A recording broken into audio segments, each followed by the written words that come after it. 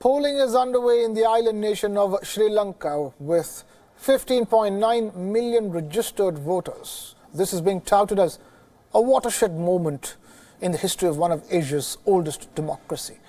And this is an election like never before. Both leading contenders, Gotabaya Rajapaksa and Sajith Premadasa, arrived at their respective polling stations to cast their vote.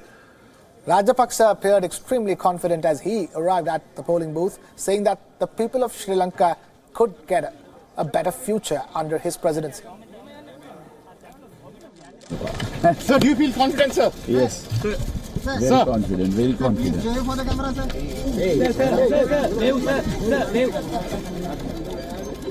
Sir, how confident are you? Sir? Very confident. Sorry? Very confident. And sir, what do you want to bring to the people of Sri Lanka, sir? Sir, if elected, People of Sri Lanka will get a better future under me, under my presidency. Gotabaya Rajapaksa's main rival, Sajith Premadasa, took to Twitter urging people to go out early and cast their votes to elect the country's next leader. Meanwhile, Sri Lankan current and former leaders exercised their franchise. Sri Lanka's election authorities also revealed instances of efforts to influence voters in many polling booths in the southeastern district of Monaragala. Local leaders were seen attempting to influence voters in favor of Rajapaksa's SLPP party. Meanwhile, a convoy of Muslim voters were ambushed in northwestern Sri Lanka merely hours before polling opened in the country. Police said that the gunmen burnt tires on major roads to set up red roadblocks, after which a convoy of 100 buses were ambushed. Police say that there have been no reports of casualties so far and that 2 buses were shot at in the attack. And while the polling continues in the island nation, this was the situation on the ground. Come with a heart to serve his people, not someone who is here for power or with a personal agenda. I've come here to cast my vote not just for my future but the future of our children as well. So it is my prayer and belief that everyone around Sri Lanka, all citizens, will vote wisely, vote with a clear conscience and elect a leader who will come to serve his people. Prefer the candidate who works, not who talks. People can talk hell of a lot of things, but the man who talks little is the man who works. We need a leader who would take the country forward, who have proved himself an energetic, courageous and strong one. Now, political and defense analyst Nilathan Niruthan is joining us live from Colombo for the latest on that front. Thank you so much for being with us. Talk to us in terms of, these elections are extremely crucial for Sri Lanka. We've seen the kind of turmoil, the political turmoil the country has had to go through over the last 12 months or so. But how do you see it progressing? Well, firstly, thank you for having me.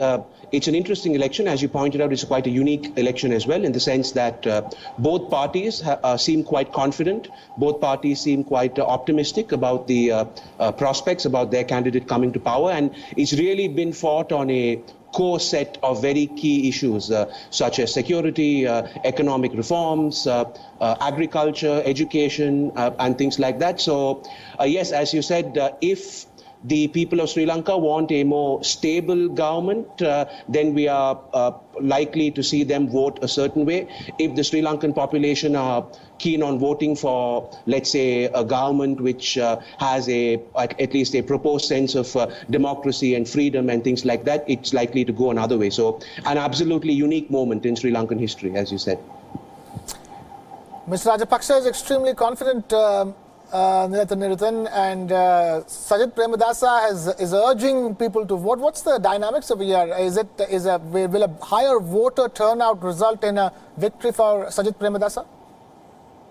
Well, I don't necessarily see it that way. I think leaders today often assume this responsibility on themselves to urge people to go out there and vote. As I was saying, supporters of both sides seem quite confident that their candidate will come to power.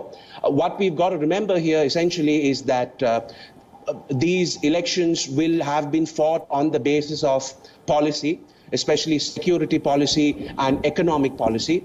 And whatever verdict we see will be along the lines of what the people want rather than the voter turnout. In fact, the voter turnout now from the What is the one, the single most important thing that you think is going to sway the vote in this all-important presidential elections of Sri Lanka?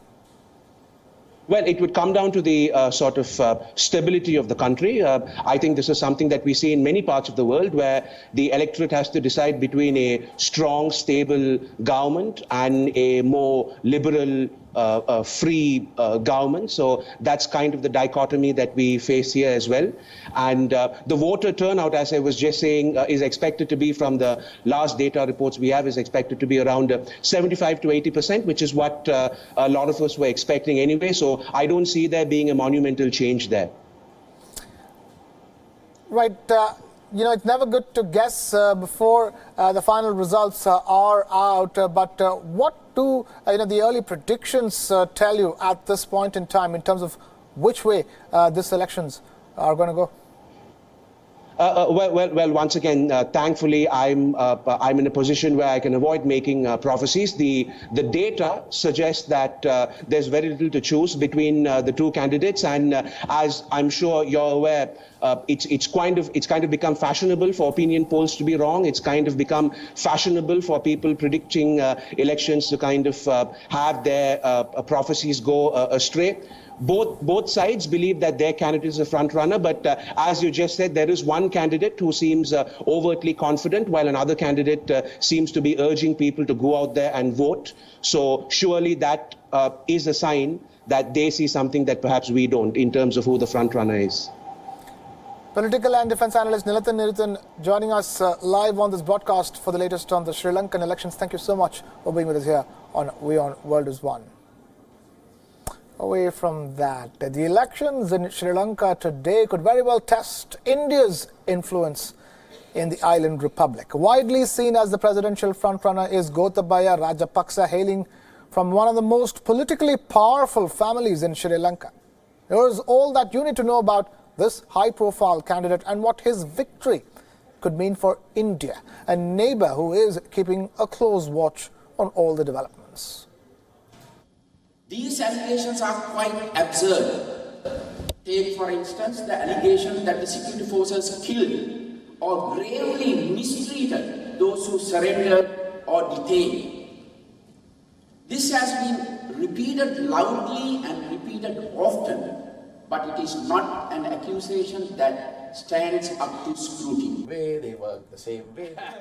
That's Gotabaya Rajapaksa years ago. LTT leadership is trying to escape from Sri Lanka to somewhere. Defending his government's conduct during its war with the Tamil Tigers amid allegations of human rights violations by the UN. The 70-year-old served as the defense secretary when his brother Mahinda Rajapaksa was president, and is seen as the frontrunner in presidential elections. Gotabaya is immensely popular among Sri Lanka's powerful Sinhala Buddhist majority, who credited him with ending the island nation's 26-year-long civil war in 2009. And after the Easter bombings in April this year, most Buddhist leaders and victims of the terror attacks believe Colombo needs a strong, seasoned hand like Gotabaya. The fifth of 9 siblings, Gotabaya migrated to the US in 1998 and acquired dual citizenship. Tell them, okay, look, this is what we... And so be it the issue of dual citizenship or a US court case sued by Tamils for alleged torture and murder during the civil war, or a case in Sri Lanka for alleged misappropriation of state funds, Gotabaya's legal woes are many. Allegations and all that we have. Having a bearing on the Indian presence in Sri Lanka, here's what it could mean for India in the event of Gotabaya's election. That Gotabaya and former President Mahinda Rajapaksa are pro-China is no secret. His party's manifesto states that seeking better relations with India and other countries would be a vital part of their foreign policy if SLPP comes to power. Yet the coup in 2018, when President Sirisena installed Mahinda Rajapaksa in Prime Minister Vikramasinghe's place, came as a stark warning to India. Gotabaya Rajapaksa took charge of defence and security during their 51-day rule, closely watching the movements of the Indian diplomats. A 2019 Rajapaksa victory could mean similar discomfiture for Indian diplomats in Sri Lanka. While Rajiv Gandhi was heavily invested in resolving the Tamil-Sinhala dispute, the Tamils have a disdain for the Rajapaksas and hold them responsible for the deaths in the civil war. It is this issue that India will have to negotiate if the Rajapaksas come to power. Despite the shared history and mythology between the two countries and Indian investment in the island, India-Sri Lanka ties remain strained since the 1980s. The rising Chinese presence in Sri Lanka, encouraged by the Rajapaksas, is perhaps one of the factors to be blamed. Regardless of who wins the presidential election, India's equation with its neighbour will have to be reworked owing to the China factor. Bureau Report, WION World is One.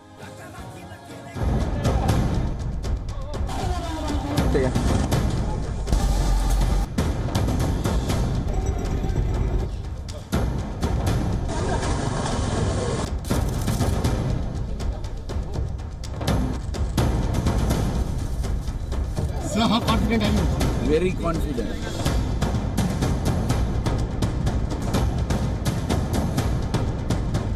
It has been a neck-to-neck campaign with the two main contenders and the remaining other